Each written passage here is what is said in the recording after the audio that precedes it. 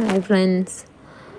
അപ്പോൾ സിനിമ ഒക്കെ കഴിഞ്ഞ് വന്നപ്പോൾ എൻ്റെ അയൽവാസികൾ പറഞ്ഞു, ഇതാണ്ട് എൻ്റെ അയൽവാസികൾ. അപ്പോൾ അവർ പറഞ്ഞു നമുക്ക് അങ്ങനെ എന്നാൽ പുഴയ്ക്ക് പോകാമെന്ന്. അപ്പം അന്ന് അവർ പറഞ്ഞിരുന്നു എന്നോട് പുഴയിൽ പോകണം എന്ന്.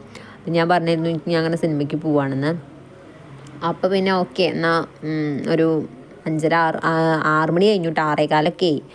ഞങ്ങളങ്ങനെ നടന്ന് പോവാണ്. ഇവിടെ ഞങ്ങളുടെ വീടിൻ്റെ തൊട്ടടുത്ത് തന്നെ കേട്ടോ പുഴ.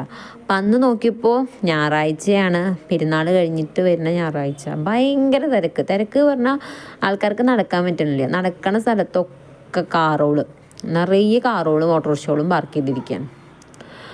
എന്നിട്ട് ഞങ്ങളാണെങ്കിൽ അതിൻ്റെ കൂടെ റോട്ടിൽ വണ്ടികളും അതിൻ്റെ സൈഡിൽ കൂടെ കാറിൻ്റെ സൈഡിൽ കൂടെ ഒക്കെ ഇട്ട് ആകെ കഷ്ടപ്പെട്ടിട്ടാണ് പോയത്. അപ്പോൾ അങ്ങനത്തെ കണ്ടില്ലേ വണ്ടികൾ നോക്കി എന്തോരം വണ്ടികളാണ്. ബൈക്കും സ്കൂട്ടിയും ഓട്ടോറിക്ഷയും കാറും ഒക്കെ പാടെ ഭയങ്കര ബഹളമായിരുന്നു. ഞങ്ങൾ ബഹളത്തിൻ്റെയൊക്കെ തിരക്കിൻ്റെ ഉള്ളിൽ കൂടെയൊക്കെ നടന്ന് അങ്ങനെ പുഴയിലെത്തി. പാർക്കിക്ക് ഞങ്ങൾ പോയില്ല, കാരണം ഭയങ്കര തിരക്കായിരിക്കും. അപ്പോൾ പിന്നെ എന്തായാലും പിള്ളേർക്ക് ഒന്നിലും കയറാൻ പറ്റില്ല. ഞാൻ അമിത്തൊക്കെ ഇനി ഒന്നിലും കയറാൻ കിട്ടിയില്ലെങ്കിൽ കിടന്ന് ചീറൽ തുടങ്ങും.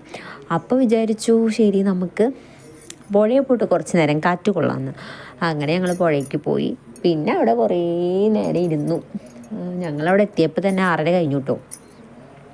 പിന്നെ അവിടെ ചെന്നിട്ട് കുറേ നേരം ഇരുന്ന് കാറ്റൊക്കെ കൊണ്ട് ഒരു 7:30 ആകുമ്പോൾ തിരിച്ചിങ്ങോട്ട് പോകുന്നു. അങ്ങനെ ചെയ്തത്. അപ്പോൾ ഇതൊക്കെ ദിയ എടുത്തതാട്ടോ. ദിയയും അവനെയും ഞാനും എല്ലാവരും കൂടി മാറ്റി മറിച്ചിട്ട് ഞാൻ അവരുടെ കയ്യിൽ ഫോൺ കൊടുത്തു. കാരണം ഞാൻ അമിത്തിൻ്റെ അടുത്തിട്ടാണ് നടക്കണതേ. ഇവനെ ഒരാൾ എടുക്കന്നെ വേണം, കാരണം അത്ര തിരക്കാണ്. നടത്തിച്ചു കൊണ്ടുപോയി കഴിഞ്ഞാൽ ബാക്കിൽ നിന്നും ഫ്രണ്ടിൽ നിന്നൊക്കെ ആൾക്കാർ വന്നു കഴിഞ്ഞാൽ തട്ടിത്തടഞ്ഞ് വീണാലോ എന്ന് പേടി. അപ്പം ഞാൻ എന്ത് ചെയ്തു, അവനെടുത്തു. പിന്നെ സ്റ്റെപ്പ് ഇറങ്ങാണ്, കുറച്ച് താഴത്തേക്ക് കുറേ സ്റ്റെപ്പാണല്ലോ. അപ്പോൾ പിന്നെ അവനെടുക്കാതിരിക്കാൻ പറ്റില്ല. ഇതപ്പോൾ അവനെടുത്ത് തന്നെ തോന്നുന്നുണ്ട്, കാരണം തീ അവിടെ നിൽക്കുന്നുണ്ട്. അപ്പോൾ അവനിനിയും എടുത്തിട്ടുണ്ടാകും. ഫോണ് ഞാൻ ഇവരെ കയ്യിൽ കൊടുക്കുകയും ചെയ്തു. എന്തൊക്കെയോ എടുത്ത് കൂട്ടി വെച്ചിട്ടുണ്ട്, കണ്ടില്ലേ.